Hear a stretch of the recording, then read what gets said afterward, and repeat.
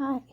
Well, I'm back to Kyle, Texas, and I can't find my microphone, so I'm going to have to keep filming this way. I do have my tripod here, which I was going to use, but I don't think it will work very well if I don't have my microphone, so hopefully that will turn up. And I didn't make a video yesterday because I was resting up from traveling all day the day before, and yesterday I was very blank. My mind was very blank, and whenever I feel that way, I feel like I'll never have another thought again or another thing to share. And it was like, oh, maybe there's nothing more to say on my on my channel, on making my videos. And I call that the void, just in the void with no thoughts, which is not a bad thing at all, but it feels eternal when you're in it, as if it'll last forever, when there's just nothing there, nothing to say. So I thought, well, maybe I was going to make a video about being in the void today and just talk about having nothing to talk about. But then I started having some thoughts that I thought I would like to share. And, in making these videos, for years and years, I've had conversations going on in my mind, teachings actually, things that I would like to teach other people, yet I haven't had people in my life that seem to want to listen to these teachings, these lessons. So I've just kept them to myself.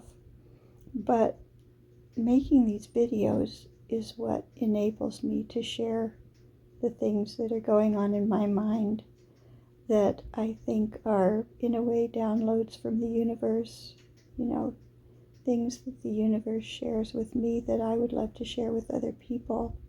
So for now, making these videos is the way to do that. It's the way to get out what's in my head somewhere where someone else could benefit from it if they so choose. So today I was thinking about victims and victors. And I was thinking about the fact that I don't choose to listen to a lot of things on YouTube or online or on the news these days, because they are just telling a victim's story.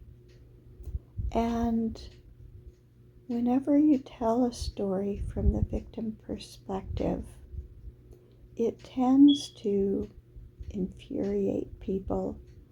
I think people do it because they want to light a fire under other people and say, do something about this. But the problem is that a lot of times people don't know what to do, or they're not given any concrete things to do. Or sometimes they're given a very concrete thing to do, but it's just one thing, like go vote, which, go vote is a good thing.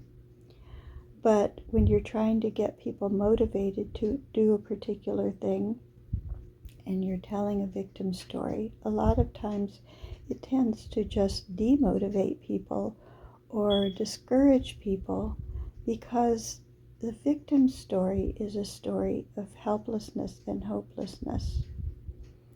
And whenever you're telling a victim story,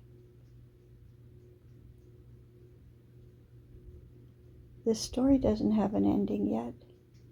If the people or person is still a victim, then you haven't finished the story. The story is not finished if people are still victims, are still being victims, because being a victim is not just having something happen to you. It's a mindset. It's a place of feeling. It's a place of feeling angry, sad. It's a place of emotion. And the only way we can go from being a victim to being a victor is by going through the emotion that being a victim brings up.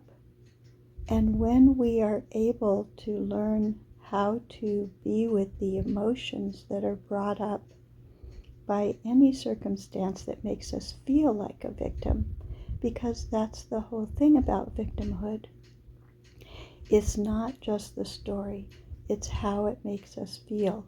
It's the fact that we feel like a victim that is really the problem.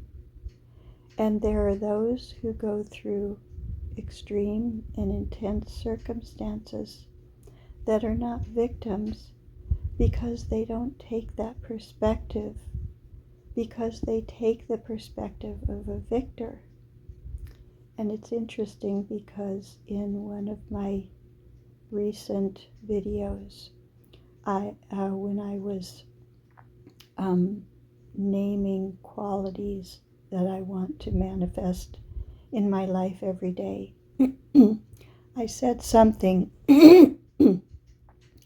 about being a victorious me, the best, loving, most generous, etc., etc., victorious me that I can be. And when I put that word in there, it was just sort of a word that came to me. It wasn't a word that I was really feeling that connected to, because it was kind of like, well, victorious, what? Victorious is a somewhat ostentatious word. It's kind of a big word for everyday life. But today, when I was thinking about being a victim, then I thought of the word victorious or victor. It's like we want to go from being a victim to being a victor. And again, that is mostly mindset. It's mostly how we choose to see things and then how we choose to act based on how we feel. And when we feel like a victim, we often take actions that don't necessarily help, that might be about hurting other people, might be about taking out our hurt on others, might be about fighting and war and conflict, because feeling like a victim is painful. And if we don't know how to process that pain within ourselves, we tend to take it out on others, which then just leads to more pain and doesn't really lead to much of a victory. So being a victorious me means choosing not to be a victim. And how do I choose not to be a victim? I choose to look at the things that happen to me without making meaning that makes me less than, or that makes me wrong, or that makes me weak. I might be weak in certain ways in a situation, but I have inner strength that is always up to the task, that is always ready to meet whatever comes to me in life. And that's how I become a victor rather than a victim.